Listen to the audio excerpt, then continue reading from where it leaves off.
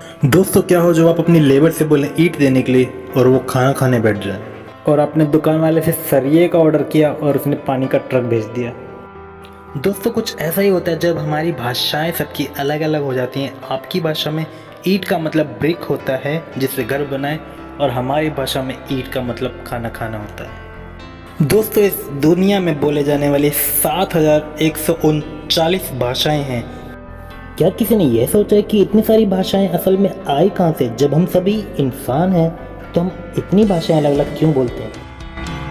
तो दोस्तों आइए चलते हैं हम जल्दी से द टॉकिंग बुक अर्थात द बाइबल, जिसमें की सारी हिस्ट्री लिखी गई है।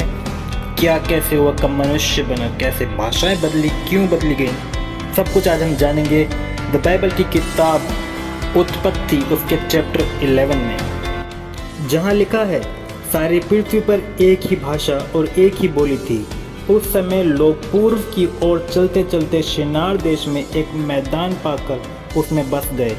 तब वे आपस में कहने लगे, आओ हम ईंट बना बना के भली भांति आग में पकाएं। और उन्होंने पत्थर के स्थान पर ईंट से और चूने के स्थान पर मिट्टी के गारे से काम लिया। दोस्तों इस प्रकार से उन्होंने सोचा, आओ हम एक नगर और एक गुम्मट बना लें जिसकी चोटी आकाश से बातें करे। इस प्रकार से हम अपना नाम करें, ऐसा न हो कि हमको सारी पृथ्वी पर फैलना पड़े। दोस्तों यहाँ हम बात कर रहे हैं द टावर ऑफ बेबीलोन, जो कि इराक में स्थित है और हिंदी में कहते हैं बेबीलोन का गुम्बद।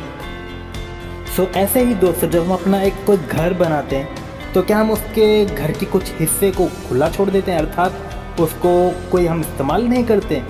नहीं दोस्तों, जब हम अपना घर कुछ मेहनत से या कुछ अपनी खुशी से बनाते हैं कुछ भी, तो हम चाहते हैं उसका हर एक कमरा इस्तेमाल किया जाए, उस हर एक स्थान को, उस हर एक कोने कोने को हम अपने सही इस्तेमाल में लेकर आएँ। तो भला परमेश्वर जिसने इस पृथ्वी की रचना करी और उसने इस मनुष्य को हमको बनाया, तो भला मनुष्य लोग उस पूरी पृथ्वी को इस्तेमाल करने के बजाय एक छोटे से स्थान पे एक वो टावर बना के मिट्टी और गारे का इस्तेमाल करके इन सब चीज़ों को, हम ईंटों को जान के बनाकर हम एक ही जगह पे कैसे रुक सकते थे? ये तो परमेश्वर नहीं चाहता था ना।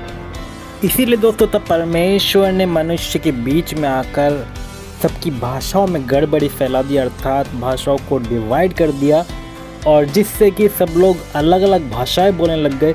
किसी ने बोला कि इसको रस्सी को पकड़ के रख, और उसने रस्सी तोड़ दी और कोई जाके नीचे गिर गया, कोई रस्सी छोड़ दिया। और किसी को बोला तो मुझे मिट्टी दो, किसी ने पानी दे दिया मिट्टी की जगह। तो अर्थात वो उस कंस्ट्रक्शन को, उस बिल्डिंग को, जो टावर को बनाना चाहते थे वो बना ही नहीं पाए, जिस वजह से सबने एक एक अपना अपना ग्रुप बना लिया। जो हिंदी बोलने वाले थे तो वो हिंदी की तरफ एक ग्रुप में हो गए, जो इंग्लिश बोलने वाले थे उनका एक अलग ग्रुप बन गया। तो अर्थात इस पूरी पृथ्वी पे जो परमेश्वर चाहता था कि मैंने मनुष्य को बनाया, वो इस पूरी पृथ्वी का इस्तेमाल करे, इसमें ब्लेसेड हों, सब आशीष पाएँ और पूरी पृथ्वी को इस्तेमाल करके फैल जाए।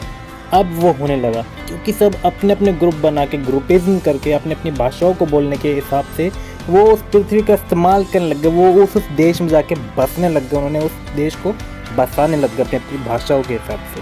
तो दोस्तों आशा करते हैं कि आज आप जान पाए होंगे कि हम लोग इतनी भाषाएं क्यों बोलते हैं और हम लोग इस पृथ्वी पे कैसे इतने डिवाइड हो चुके हैं, इस पूरे पृथ्वी में हम कैसे रह पा रहे हैं। तो शायद आप लोग को ये नॉलेज मिल पाई होगी। अगर आपको ये फैक्ट पसंद आए, ये इन्फॉर्मेशन पसंद आई, तो guys please like, subscribe and share करें, अपने दोस्तों को भी दिखाएं, बताएं कि असल में हुआ क्या था।